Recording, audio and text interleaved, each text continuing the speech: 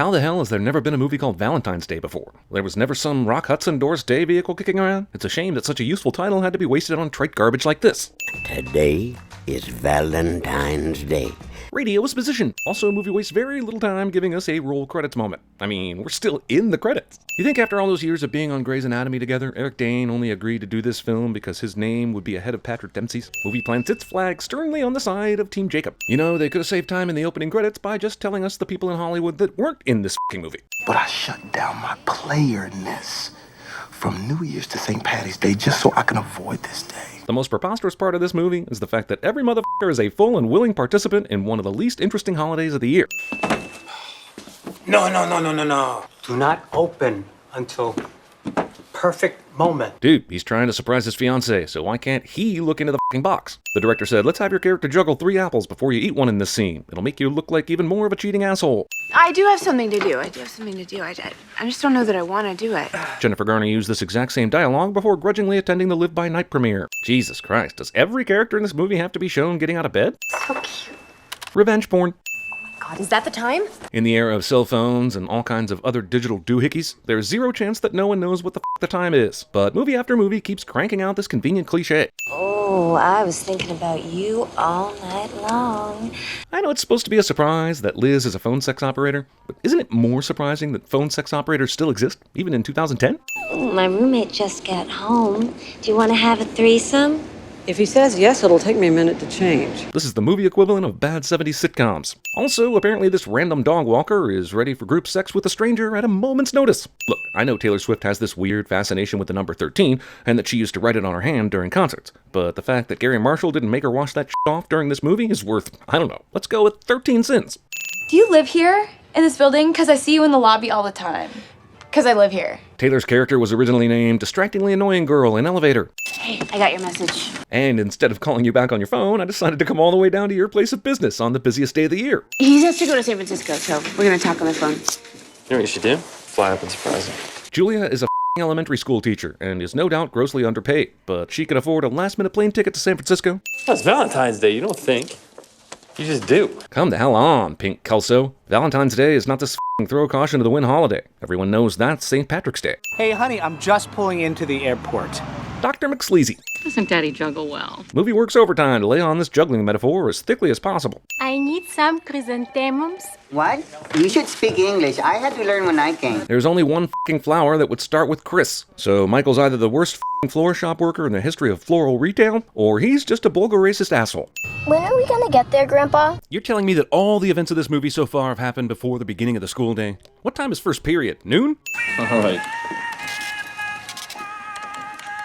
They just made a big f***ing deal about Edison hand-making all of his Valentines, but he's gonna go with the store-bought option for his most important gift. I'd like to send a dozen of those to the best girl at my school. Okay. I know Reed's just trying to be nice here, but this is a terrible economic lesson to teach this kid. Wait a second, this asshole wants $1,500 for a f***ing 1982 Tercel? That's literally highway robbery. His contract is up, and at age 35, he's one of the oldest quarterbacks in the league. Movie's so lazy about Sean's backstory that it tags in f***ing Sports Center to cover it. Look, I really like Love Actually, but the success of that movie made Hollywood think any romantic movie could include a cast of 100 stars and could totally work. So I guess, Love Actually. Uh-oh. Help! Character accidentally increases speed on a treadmill and freaks the hell out about it cliche.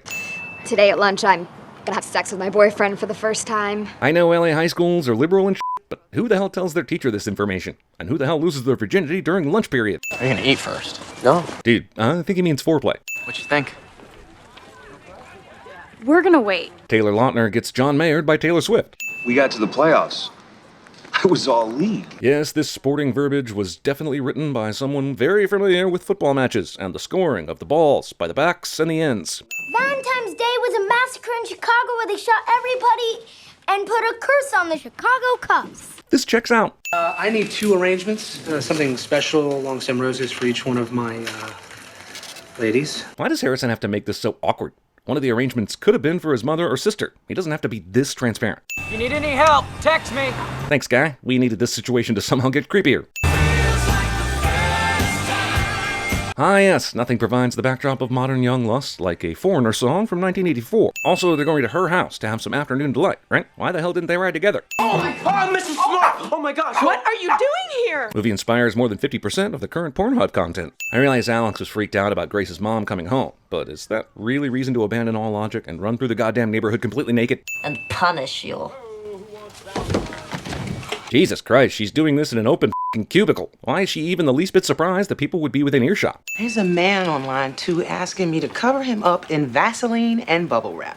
So these guys have her work number too? How's that even possible? We learned earlier she was filling in for Paula's receptionist. And Greeny, the news of the hour, Sean Jackson, now a free agent. I get the feeling that Sean listens to sports media just to get the exposition of his own career. Maybe you can check out Craigslist, see who's hiring. Sean is a 35-year-old, apparently very good quarterback. At the very worst, he would be an expensive backup QB on some team. I kind of need to talk to you. Do you have a second? If Reed was going to tell Julia this whole time about Harrison, why did he even deliver the flowers? Did you even consider marrying me? Of course I did. Yeah, for about 11 seconds before the movie cut to one of its other 78 plot threads. The whole stopping the girl at the airport from making a big mistake usually happens at the end of the movie, but here we've still got a f***ing hour to go. I surprised my husband once. Now he's my ex-husband. Surprise shadowing. Reed drives down the completely empty access road to LAX, despite it being right at rush hour. Take it easy. Here, this'll get you to any gate in the place. I mean, wouldn't any ticket get Reed into all the gates at the airport? I know Reed is anxious to get to Julia, but he's literally risking federal imprisonment for this bull. Did he say that it was his current wife? He didn't have to, I could tell. Actually, he explicitly told Reed that he was sending one arrangement to his girlfriend and one to his wife, but I guess Reed doesn't feel the need to specify. I don't want this to happen to you. I'm sorry about Morley, but I'm going to see my boyfriend. Me, why isn't Julia even entertaining the notion that Harrison is married? Like, couldn't she at least call him and ask if this is for real? Sir, your shoes are still at security. This TSA agent let this long conversation play out before politely informing Reed that they have his shoes. This is the least believable part of this movie. In a movie with a lot of stars, it's odd that the least interesting and most forgettable storyline is the one with arguably the two biggest stars, even in 2010. Edison, what in the heck is wrong with you? I'm in love. So am I, but I can move my feet. This fucking ref takes the time to chastise Edison, but completely ignores Franklin putting his shirt over his head while in goal. Also, in case you're a sane person that's not keeping count, movie has 3 shots of Franklin pulling his shirt up over his head for no goddamn reason. Is the game over? It just started less than 2 minutes ago. Is this some weird league where whoever scores first wins? So I'm Kelvin Moore on Channel 13.